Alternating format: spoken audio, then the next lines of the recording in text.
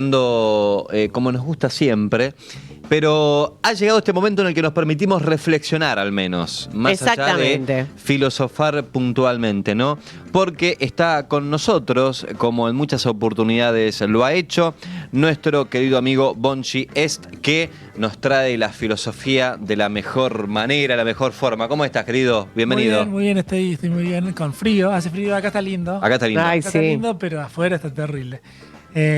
Bueno, nos reencontramos después de mucho tiempo. Sí, hace 2 meses más o menos. Aproximado, sí. Bueno, pero hoy es un día especial porque hace 2 días fue 9 de julio, Día de la Independencia en la República Argentina, y quisiera traer este espacio para reflexionar sobre ese acontecimiento, si se quiere, histórico, más que filosófico, pero también tengo una reflexión propia que me gustaría compartir a la mayor cantidad de gente. Bueno, me gusta esto, Bonchi, porque verdaderamente por ahí se habla del 9 de julio, se hablan de estos procesos históricos y políticos desde una perspectiva, y cuando a veces encontramos otra perspectiva de análisis o de estudio, me parece siempre interesante. Claro. Y en ese sentido, bueno, ansioso un poco de lo que nos podés contar. Bueno, espero cumplir.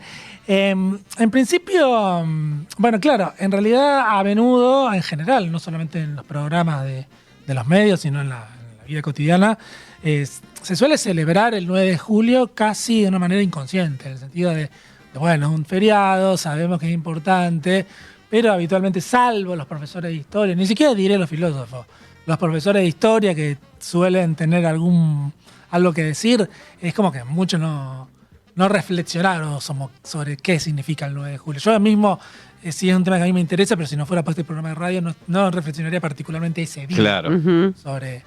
sobre esa fecha. ¿Y qué reflexionaste, Bonchi, sobre el 9 de julio? Claro, quisiera decir un par de cosas respecto de qué fue el 9 de julio, qué fue el Día de la Independencia. El 9 de julio, bueno, como todos saben, de 1816, el Congreso de las Provincias Unidas se declara independiente frente a la corona española. Esto surge de muchos debates, muchos conflictos, porque originalmente a veces se confunde en nuestro país, lamentablemente. El 25 de mayo de 1810, como bien ustedes saben, el 25 de mayo es el primer gobierno patrio con la primera junta, cuando el reino queda acéfalo por la conquista de Napoleón Bonaparte en 1808. Pero bueno, diríamos que los procesos independentistas surgen originalmente en 1810 con el primer gobierno patrio, con el primer gobierno propiamente criollo, y se podría retrotraer un poco más. Se suele decir que la historia argentina empieza en 1806 con las invasiones inglesas. Hay 2 invasiones inglesas, una en 1806 y otra en 1807. Ambas son expulsadas por milicianos autoconvocados de la ciudad de Buenos Aires. Y se diría que ahí empieza la conciencia nacional. El país, propiamente Argentina, no existía como tal. En realidad existía el Virreinato del Río de la Plata, pero sí existía una especie de identidad autóctona y local. El concepto de nación, a veces pensamos que el concepto de nación es un concepto atemporal o que siempre existió, pero bueno, justamente en esta época es donde empiezan las primeras naciones. Ni siquiera Inglaterra era una nación, ni siquiera Francia. Eran reinos o eran pueblos con mucha historia y con un territorio definido, pero no eran propiamente naciones. Las naciones surgen justamente con la República Argentina. Por eso podría hablar de naciones jóvenes y naciones viejas, puede ser un poco engañoso, porque las naciones surgen todas juntas. Pero bueno, quisiera decir que hay varias cosas que me importa decir por mi reflexión final, que es la siguiente. En sociología, habitualmente, o en historiografía, se suele hablar de 2 tipos de análisis para explicar la historia de países como Argentina. Las causas internas y las causas externas. Es decir, es imposible, incluso en la actualidad, pensar lo que ocurre, no sé, por decir una cosa, con Milei, si uno no piensa paralelamente con lo que ocurre en Estados Unidos, en China, en Rusia, en Israel. Claro. Es como que forma parte de un tejido donde las fuerzas externas se tienen que explicar en las fuerzas internas. Entonces hay muchos planteos, muchas explicaciones de este fenómeno como si fueran causas externas y que la Argentina es una hoja al viento que está como que es arrastrada por el viento.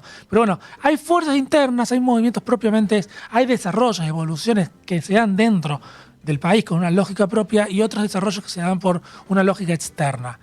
La lógica externa básicamente es que estamos en el auge del capitalismo que empieza en 1790 con la primera revolución industrial, la revolución política en Francia en 1789, tan conocida por todos nosotros porque es como un hito general, cuando, bueno, en 1795 creo, lo decapitan a Luis XV, etc. Pero es todo como algo que se suele saber en general. Pero eso son como causas externas. Lo que existe es un mercado internacional de potencias industriales que necesitan materias primas y necesitan meter sus mercancías. Necesitan expandir sus mercados. Esas es las causas externas. Las causas internas es la propia burguesía nacional que empieza a surgir. La propia burguesía nacional empieza a hartarse de la falta de derechos con la colonia española, donde solamente los peninsulares pueden acceder a cargos públicos, la falta de representación política, es decir, el virreinato del Río de la Plata no tiene representación frente a las cortes en la península ibérica, en España, y sobre todo los comercios de pequeños burgueses con el contrabando inglés. Entonces están estas causas internas. ¿Cuál es la reflexión de todo esto? Que es lo que a mí fundamentalmente me interesa y en algún momento espero seguir escribiendo sobre estas cosas. Es que lo que ocurre con la revolución de 1810 y la independencia de 1916 y las guerras de independencia hasta 1823 creo, es que se cambia de un régimen hispánico a un régimen anglo-francés.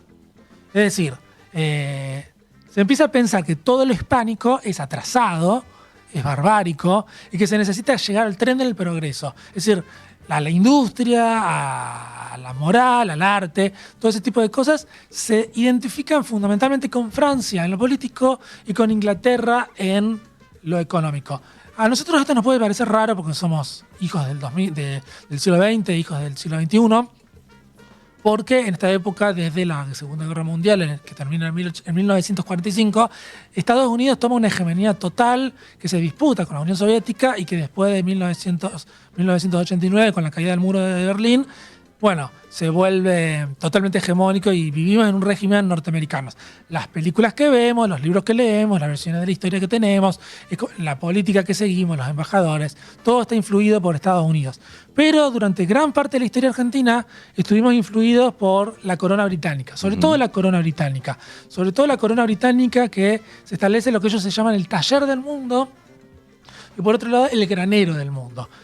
Argentina como granero del mundo, como exportadoras de materias primas, de granos, de harinas, de carne enlatada, de carne refrigerada. Entonces, esa es la tesis que quiero tratar en este momento. Se pasa de una lógica hispánica a una esfera anglo-francesa. Y eso se ve en todos lados, en la filosofía, en la literatura, en la política, en la industria, en todo.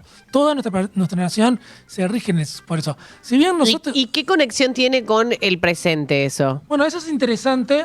La conexión que tiene el presente es precisamente lo que me interesa, más allá de que hago todo este raconto histórico, porque es 9 de julio y quisiera que sea claro por qué es 9 de julio.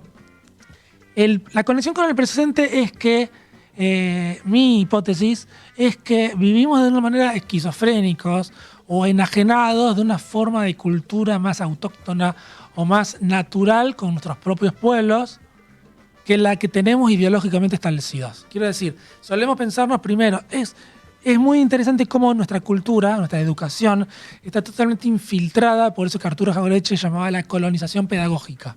Es decir, cómo tendemos a vernos a nosotros mismos con los ojos, un poco fuera de moda el término, pero con los ojos del imperialismo, con los ojos del imperio anglo-francés, con los ojos del imperio norteamericanos, tendemos a vernos a nosotros mismos en esos criterios.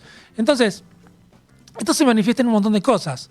Se manifiesta en la filosofía, se manifiesta en la religión, se manifiesta sobre todo, que a mí es un hecho que me preocupa mucho, este también es un término un poco fuera de uso, en la raza, es decir, en el orgullo de ser americanos. Yo pienso lo siguiente, corríjanme si me equivoco, pero a ver. En este momento vos sos Martín Cartelone, ¿no? Y Beba Córdoba, yo soy Esteban Martínez, incluso nuestro director creo que es Hernán Checato.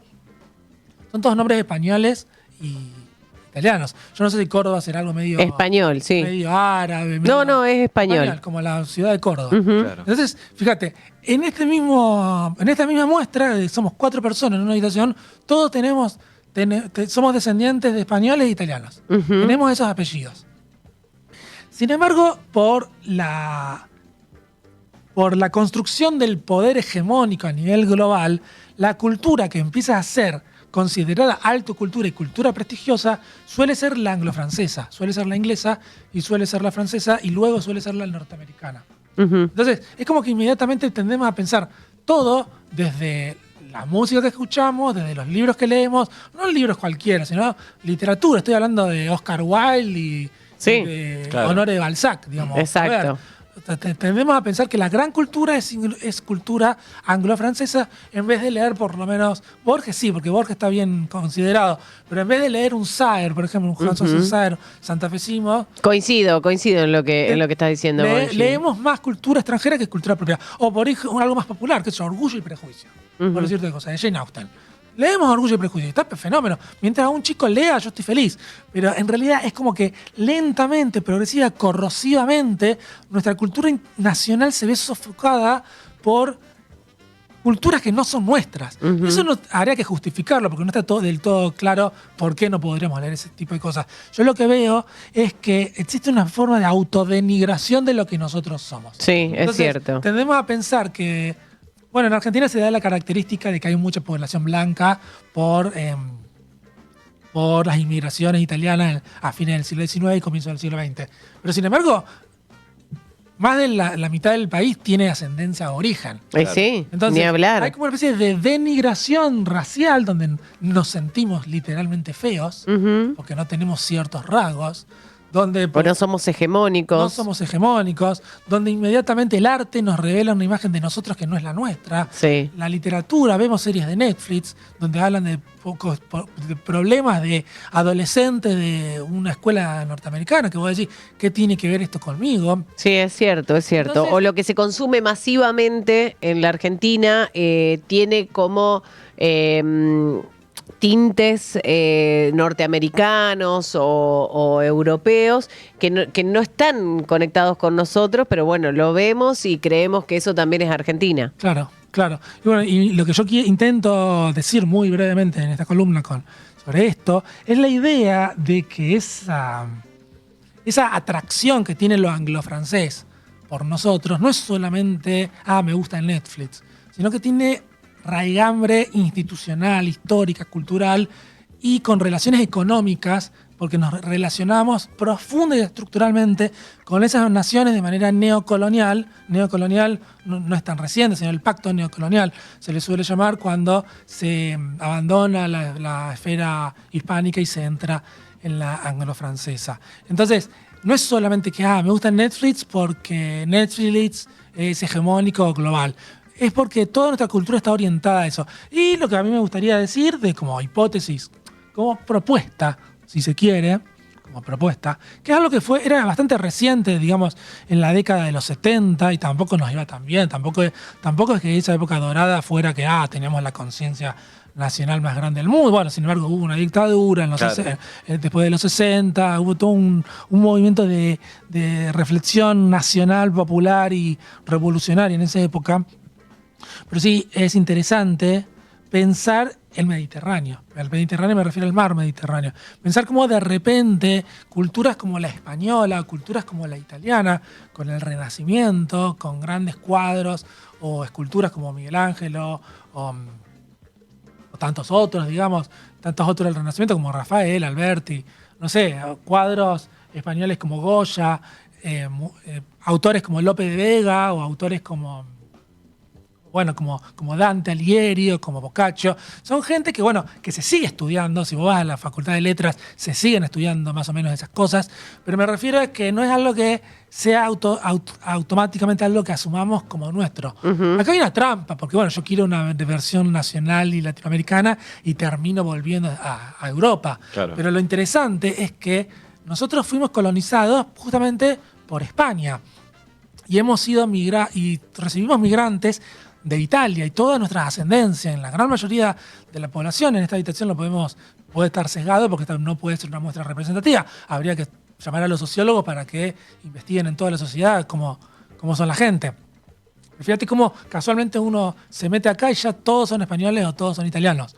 Entonces, revalorar ese tipo de formas culturales mediterráneas es una forma de acercarse a nuestra raíz colonial, no independentista, sino colonial, la colonia americana. Y es una forma también, y esta es mi apuesta, de encontrar cuáles son los caminos coincidentes con las colonias latinoamericanas, hispanoamericanas, incluso del Brasil. Es decir, si uno piensa cómo pensar Colombia, cómo pensar Venezuela, cómo pensar Perú, cómo pensar Chile, bueno, todas tienen en común que parten de un origen hispánico, de una colonización totalmente atroz y muy cruel para con los nativos, pero sí existe la religión católica que nos une a todos, más allá de que uno pueda tener mayor o peor relación con la religión, porque uno puede estar más a la izquierda, más a la derecha, pero me refiero a entender que entender nuestra historia y no pensar y no replicar una historia que no nos corresponde. Y acá exacto. Cierro con esto porque me parece muy interesante filosóficamente. Hay una filosofía iluminista, o sea, del siglo de las luces, del siglo XVIII, que es la que a la sazón vence en Europa por la Revolución Francesa. Me refiero a Voltaire, me refiero a Rousseau, me refiero a Diderot, los enciclopedistas, etc. Que es la filosofía de la Ilustración. La Ilustración es la base ideológica de la Revolución Francesa. Bongi, entiendo. Me gusta hacia dónde vas. Digo, nos quedan pocos minutos. Ya sé que necesitas explicar mucho para llegar a la concreción de la idea final, pero si tendríamos que hacer un resumen o una hipótesis final, un cierre final sobre la independencia y sobre el Día de la Independencia, sobre el 9 de julio, ¿cuál sería? Bien, me gustaría decir que si bien efectivamente hubo una independencia en 1816, si bien efectivamente se reestructuraron perdón por la redundancia, las estructuras sociales, políticas, etcétera, si bien hubo un mayor dominio criollo del propio destino del país, se terminó convirtiéndose en una neocolonia de otras fuerzas políticas y económicas como Inglaterra, como Francia y luego los Estados Unidos. Y el riesgo de ese iluminismo, de decir, partimos de cero, partimos de una tabula rasa donde no tenemos historia, no tenemos religión, no tenemos color de piel, sino que somos sujetos universales, somos gente que solamente vive la modernidad.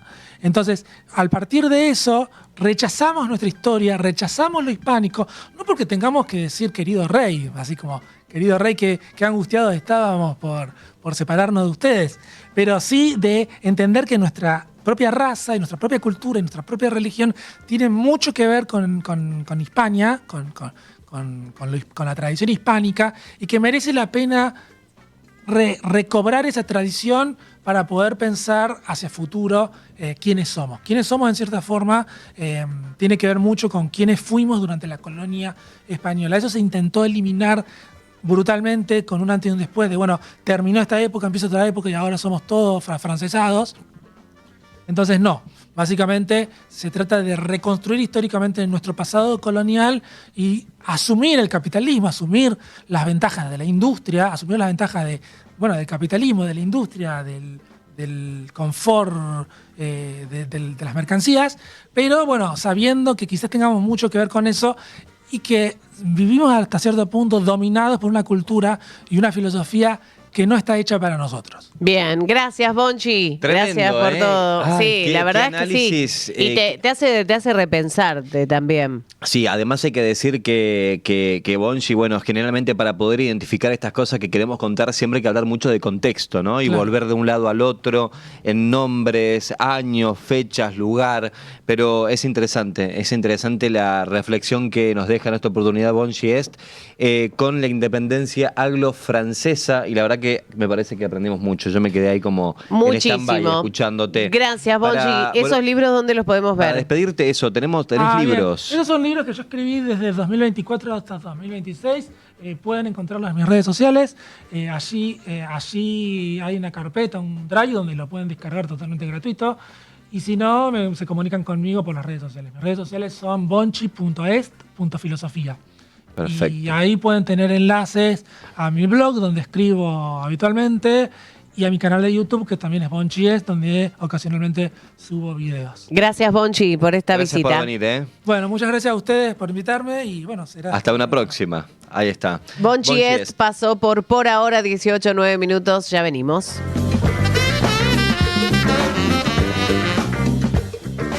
Por ahora, en la